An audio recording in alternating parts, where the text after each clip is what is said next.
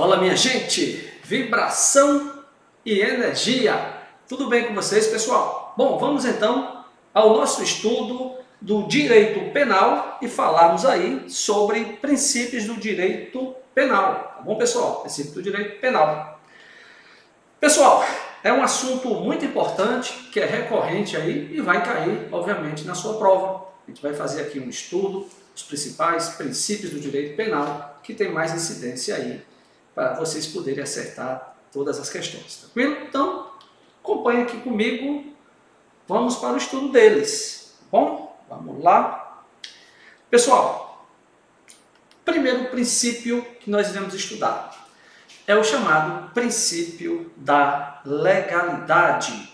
Claro, que eu já posso afirmar a vocês, gente, é que esse princípio da legalidade, um dos principais princípios do direito penal, ele não é exclusivo do direito penal. Claro que, quando se fala em matéria penal, a gente vai ver que o tratamento ele é feito de forma diversa, tá bom? Por que, professor, você está dizendo isso? Pelo seguinte, veja aí, aqui no artigo 1º do Código Penal, sua definição. Então, acompanhe comigo aqui. Ele diz assim, ó, não há crime sem lei anterior que o defina, nem pena sem prévia cominação legal. De antemão, o que eu já posso falar para vocês, pessoal? É exatamente como nós devemos interpretar o princípio da legalidade, no âmbito penal. Quando ele fala que não há crime, nós temos que fazer aí uma interpretação extensiva sobre aquilo, tá? Por quê? Porque quando se lê crime, leia-se, gente, infração penal. Infração penal. Por quê, professor? Porque quando a gente fala em crime, nós só vamos restringir os tipos penais criminosos. Mas quando falamos em infração penal, a gente fala tanto do crime, que é uma espécie da infração penal, mas também estão abrangidas o quê? As contravenções penais. Tranquilo? E outra situação é quando diz assim, ó, nem pena sem prévia cominação legal. Devemos interpretar também pena, não só pena, mas também, ó, botar um maisinho, tá bom? Acrescentando as chamadas medidas de segurança.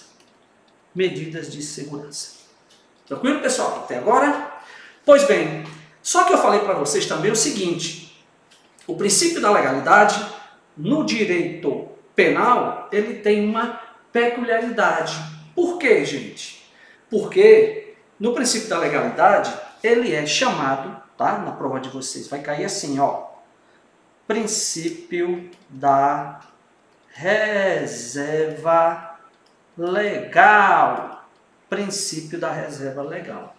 Professor, por que princípio da reserva legal? Vou explicar para vocês, tá bom?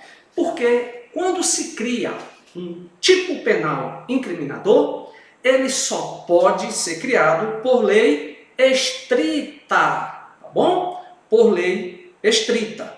E para a gente entender essa questão aí da lei estrita, a gente tem que entender também um pouco da fonte material do direito penal. Bom, então acompanha aqui comigo, ó. Veja o que eu vou colocar aqui, ó. Fonte material, bom? Fonte material do direito penal. Professor, e o que é essa fonte material do direito penal? É onde se dá a criação da lei. A criação da lei em sentido estrito. Então, a criação, a fonte material do direito penal, se dá onde, gente? Se dá aqui, ó, lá no artigo 22, inciso 1 da Constituição Federal de 88. Ou seja, só quem pode criar lei penal, só quem pode criar o tipo penal incriminador é quem? É a União, através de quê? Através do Congresso Nacional. De modo que Qual é a interpretação que eu posso fazer? Se quem cria lei penal é o Congresso Nacional, é a União, obviamente essas leis penais, elas só podem ser criadas ou através de quê, pessoal? Ou através de uma lei ordinária, que é o mais comum, né? É o mais comum. Ou pode ser criada através de uma lei complementar. Por isso, princípio da legalidade em direito penal, deixa eu pegar aqui, ó, o marca-texto, ele é chamado de reserva legal, no sentido que a criação do direito penal se dá sempre em quê? Sempre em lei, no sentido estrito. Beleza, pessoal? Tranquilo aí? Pois bem, mas tem outra situação interessante, ó. Qual é? Professor, você acabou de falar o seguinte, que quando você fala do princípio da legalidade, a gente recorre lá ao artigo 1º, opa, quase cai, o artigo 1º do Código Penal. Sim, então já sei que o princípio da reserva legal, ele tem uma previsão legal, né? Através de uma lei. Acontece, gente, que existe aqui, vocês podem acompanhar comigo, a mesma redação, tá bom? A mesma redação na Constituição Federal, artigo 5º, inciso 39 da Constituição Federal de 1988, que ele diz também, ó, não há crime sem lei anterior que o defina, nem pena sem prévia combinação legal, de modo que temos uma previsão legal, claro, né, previsto no Código Penal, mas esse princípio ele também é escrever aqui, ó, um princípio constitucional. Um princípio constitucional. Professor, qual a importância, então, quando você fala que esse princípio da reserva legal, ele tem previsão em lei, no Código Penal, e tem também uma previsão constitucional? Veja qual é a importância. Se eu chegar para vocês e perguntar o seguinte, ó, pessoal, será que o artigo 1º do Código Penal, ele pode ser revogado? A gente tem que ter uma pequena atenção. Professor, uma pequena atenção, por quê? Pelo seguinte, todos nós sabemos que uma lei, especificamente aqui, nós estamos falando de uma lei penal, ela só pode ser revogada expressamente por uma nova lei. Então é claro que o legislador, ele pode simplesmente criar uma novatio legis, né? Uma nova lei, e simplesmente revogar o quê? O artigo 1º. Mas o questionamento é o seguinte, vai deixar de existir o princípio da reserva legal? Resposta, não. Resposta, não. Por quê? Porque nós também temos aqui, ó, a previsão constitucional. Ele é um princípio expressamente constitucional. E é também um princípio, esse princípio também, tá certo, pessoal? Ele é uma cláusula pétrea. Ele é uma cláusula pétrea. Ele vai estar sempre existindo no nosso ordenamento. Beleza, gente? Tranquilo aí? Então, lembrando, né? Princípio da reserva legal. Por quê? Porque tem que ser uma lei no sentido estrito. Lei ordinária, lei complementar, previsão constitucional, artigo 22, inciso 1, onde a União é que vai legislar sobre matéria penal. Tem o que, gente? O princípio da reserva legal, ele tem previsão no Código Penal e também previsão na Constituição Federal, de modo que ele é um princípio constitucional, uma cláusula pétrea. Beleza aí? Pessoal, acontece também, tá? Acontece também que, além desse artigo 1º do Código Penal, com previsão idêntica na Constituição Federal, constituir princípio da reserva legal, ele também, deixa eu colocar aqui, ó, ele também reflete mais dois princípios. Ele é tanto princípio da anterioridade da lei, bom, como também princípio da taxatividade. Vou pegar aqui, ó, vou escrever o primeiro, legal? Para a gente poder entender. Princípio da anterioridade da lei. Professor, o que quer dizer esse princípio? Está deixando já claro aqui, ó. Não há crime que não exista uma lei anterior que defina que é crime. E, obviamente, se tem que ter uma lei definindo que é crime, lá no preceito secundário, no que diz respeito à pena, tem que existir também uma pena prevista, né, previamente.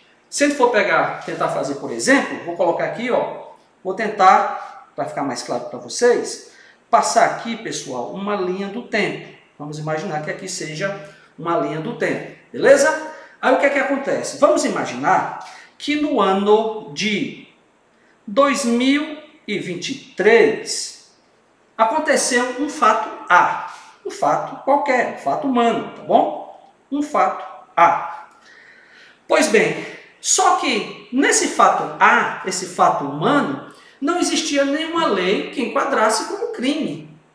Só que no ano, tá? No ano de 2024, tá? Imaginamos que um ano depois, é realizado o mesmo fato A, que o legislador ele entendeu que deveria criminalizar, que deveria esse fato ser rotulado, ser criminoso. Aí vem o seguinte questionamento: pode então essa lei retroagir de 2024 para criminalizar o fato A que aconteceu no ano de 2023? Pessoal, a resposta só pode ser negativa. Negativa por quê? Porque não existe a chamada retroatividade maléfica, bom? Ele não pode retroagir para prejudicar ali o cidadão, né? Para prejudicar a pessoa que cometeu um determinado fato. E esse entendimento, pessoal, às vezes se torna até óbvio. Traria uma insegurança muito grande. Vocês imaginem só, a gente, né, de uma certa forma, comete um fato no dia de hoje, mas não sabe se lá no futuro, esse fato que eu cometi hoje, que não é considerado crime, amanhã ele possa ser considerado e retroagir para criminalizar. Então seria uma insegurança jurídica muito grande, tá certo? Por isso que existe aí, taxativamente aí, o princípio da anterioridade da lei e mais um princípio também que decorre do artigo 1º do Código Penal, que é o princípio também da taxatividade. Princípio da taxatividade. Esse princípio, pessoal, ele é bem tranquilo. Ele quer dizer que o legislador penal, quando ele cria uma infração penal, a conduta descrita como criminosa, ela tem que ser taxativa, ela tem que ser clara. Por que tem que ser clara? Por que tem que ser taxativa? Porque tem que ser um caráter determinado. Pelo fato da gente não incorrer em segurança jurídica. Então imagine que a gente comete um determinado fato agora e fica na dúvida. Vem cá, o que eu fiz é crime ou não é crime?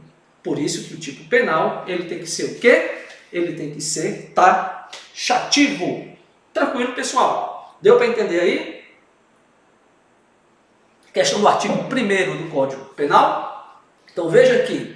Ele é o princípio da legalidade, chamado de reserva legal, anterioridade da lei e também ele é um princípio da taxatividade. Vamos lá? Vamos dar continuidade?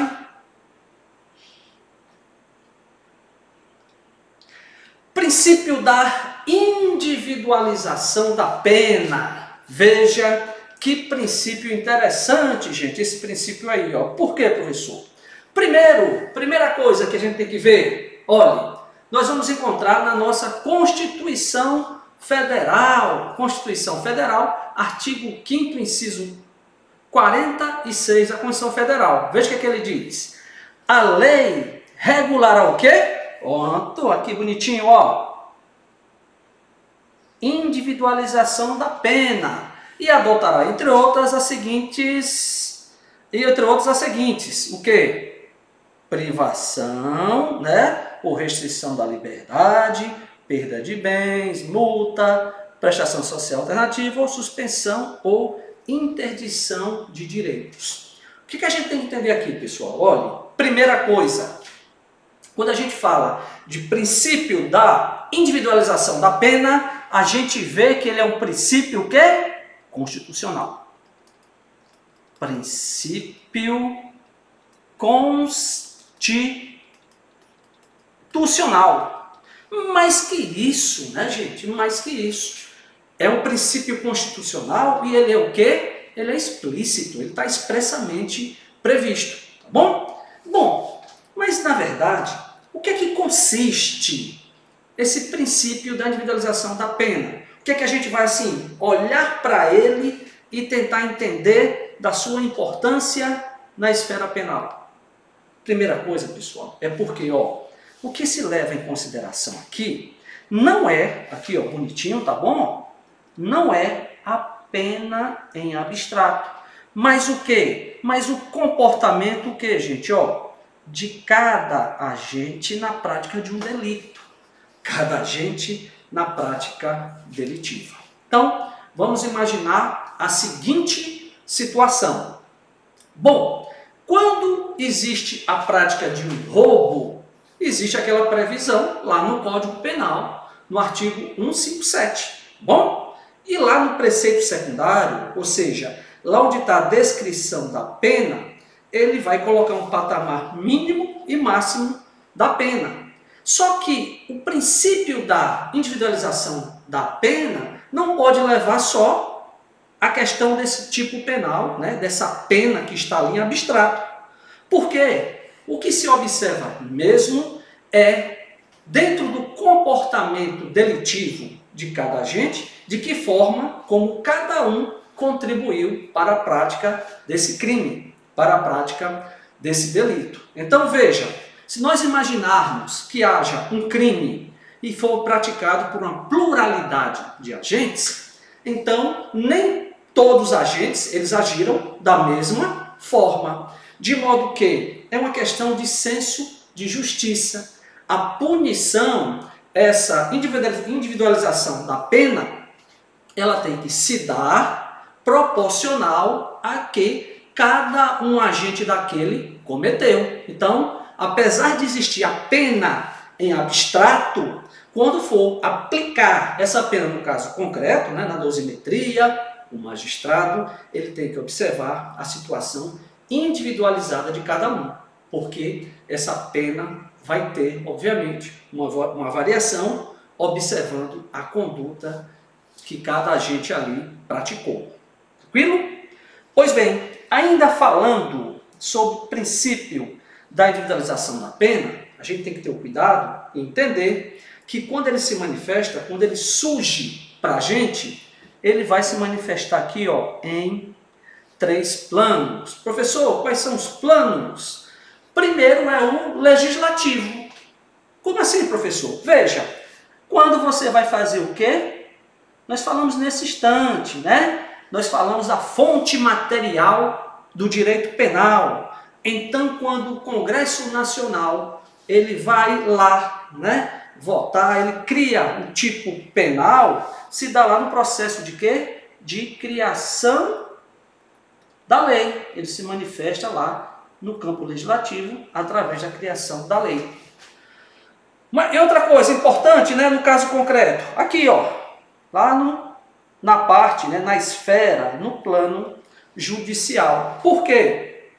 Vai ser exatamente a decisão lá do magistrado, né? Lá o juiz, onde na aplicação da pena,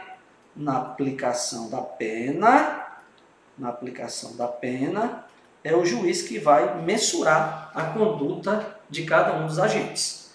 Professor, você colocou aqui também um terceiro plano, né? Que você fala aqui que é no plano administrativo. Como assim administrativo? A gente fala no plano administrativo e aqui está intimamente ligado à chamada execução penal. Execução penal. Ou seja, isso aqui se dá lá no cumprimento da sua pena. Então veja, tanto na esfera do Poder Legislativo, do Judiciário, e também na esfera da execução penal, nós teremos aí a manifestação do princípio da individualização da pena. Beleza, pessoal? Podemos continuar? Tranquilo. Veja que princípio importantíssimo. Princípio importantíssimo, o princípio da insignificância. Gente, raramente na prova de vocês não cai o princípio da insignificância, né? Então cabe a gente passar esse entendimento para vocês e trazer as principais características desse princípio, que sem dúvida nenhuma é um dos princípios mais importantes no direito penal. Bom, professor, o que é esse princípio da insignificância? O princípio da insignificância, ele surge lá no direito romano antigo, né? No direito romano antigo. Mas o que é que acontece? Quando chega no final dos anos 60, dos anos 70, né, do século passado, um escritor alemão, né, do funcionalismo alemão, chamado Klaus Roxin, ele traz à tona essa discussão para que a gente possa remensurar realmente o significado do princípio da insignificância. Bom, mas o que é importante é assim, ó, originariamente ele surge desse brocardo aqui. Que tipo de brocardo, professor? Ele diz assim, ó, de minimus non curat praeter. Então, o que ele quer dizer é que o direito penal, ele não deve se preocupar com questões, tá bom? Vou escrever aqui, ó, irrelevantes. Questões irrelevantes. O direito penal, ele tem que se preocupar com os bens jurídicos que sejam indispensáveis, né, à prática harmônica da sociedade. Bom, se de minus non curat praeter, se o direito penal não tem que se preocupar por questões irrelevantes, é por isso também, tá, que esse princípio da insignificância é chamado também de criminalidade, ó, criminalidade de bagatela. Criminalidade de bagatela. Pois bem, mas fica o seguinte questionamento. Eu sei que princípio da insignificância, o direito penal não pode se preocupar com questões, né, irrelevantes, mas vem o seguinte pensamento. Então, qual é a natureza jurídica do princípio da significância? O que é que eu quero falar sobre questão da natureza jurídica? Eu quero entender o seguinte, esse instituto, este princípio que a gente está vendo, o que é que ele representa para o direito penal? Caiu na prova, tá? Ele é uma causa de exclusão da tipicidade. Causa de exclusão da tipicidade. Nesse momento, eu peço para a gente ter atenção a essa expressão aqui, pessoal. Por quê? Eu vou trazer para vocês aqui, bom, de forma até rápida, mas para a gente entender, o conceito analítico de crime. Bom, então, para a doutrina majoritária, nós vamos ver aqui, ó, o conceito analítico de crime. Conceito analítico de crime. Para a doutrina majoritária, gente, ele vai dizer assim, ó, o conceito analítico com infração penal, ele vai ter o chamado, né, fato típico, bom? Fato típico. Ilícito, ele também vem o segundo substrato, que é a ilicitude, e ele é culpável. Então, tem também mais o terceiro substrato, que é a culpabilidade. Culpabilidade. Perfeito, professor. Então, aqui nós temos aqui o conceito analítico de crime, né? Fato típico, ilícito e culpável. Mas por que você está trazendo esse conceito agora para aqui, para a gente possa estudar isso aí? É exatamente para que a gente possa entender o que vem a ser essa causa de exclusão da tipicidade. Quando a gente vai fazer análise do conceito analítico de crime, a gente vai estudar substrato por substrato. Então, no primeiro substrato, quando a gente estuda o fato típico, tá? Deixa eu puxar para aqui, ó, a setinha, para mostrar. Nós temos aqui a conduta. Vou tirar aqui, deixar só o texto, né? Melhorar. Nós temos aqui a conduta, tá bom? Nós temos o nexo causal. Nexo causal. Professor, nexo causal o quê? Entre a conduta e também tem o quê? O resultado. Entre a conduta e o resultado. E temos também a chamada tipicidade. Tipicidade dividida em tipicidade formal e a tipicidade material. Tipicidade material. Pois bem, o que acontece, gente? Foi que eu acabei de falar para vocês.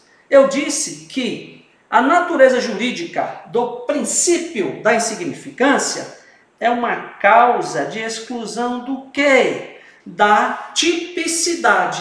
Se ela é uma causa de exclusão da tipicidade, acompanhe comigo. Onde é que ele vai estar, gente? Ó, vai estar aqui, ó, no primeiro substrato. Deixa eu colocar aqui um marca-texto para ficar mais fácil a visualização. Ó.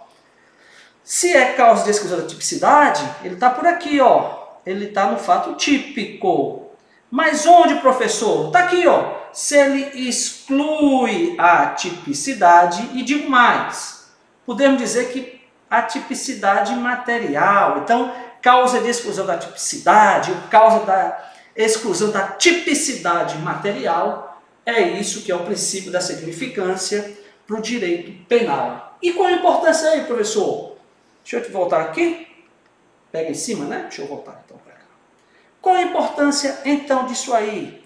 É o seguinte, quando eu digo que o princípio da insignificância, a exclusão da tipicidade, o que é que eu digo? Que o fato ele é o quê? Atípico. Fato atípico. Se ele é um fato atípico, aqui eu vou riscar, ó.